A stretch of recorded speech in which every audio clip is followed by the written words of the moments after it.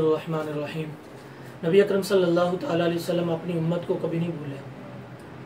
آپ غاروں میں جاتے، امت کے لیے دعائیں کرتے، اللہ پاک کی بارگاہ میں امت کی بخشش کے لیے التجائیں کرتے، لیکن جب عید کا دن آتا نا آپ 2 جانور لے کے آتے۔ صحابہ نے پوچھا یا رسول اللہ صلی اللہ علیہ وسلم یہ 2 جانور کس کے ہیں؟ ایک جانور تو چلو آپ کا ہو گیا، دوسرا جانور کس کا ہے؟ نبی اکرم صلی اللہ تعالیٰ علیہ وسلم محبت بھرے جملے تمام امت والوں کو فرماتے کہ یہ میرا ایک جانور میری امت کا ہے، میں اپنی امت کے نام کا یہ قربان کروں گا۔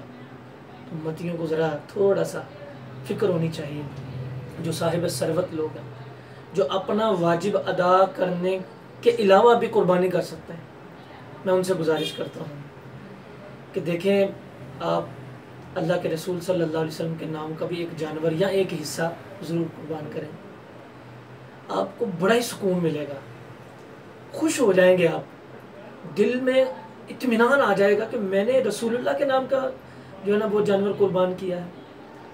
جیسے مولا علی شیر خدا رضی اللہ تعالیٰ عنہ کا معمول تھا کہ زندگی بھر آپ 2 قربانیاں کرتے، ایک اپنے نام کی، ایک رسول اللہ صلی اللہ علیہ وسلم کے نام کی۔ لوگوں نے پوچھا جناب یہ کیوں کرتے ہیں؟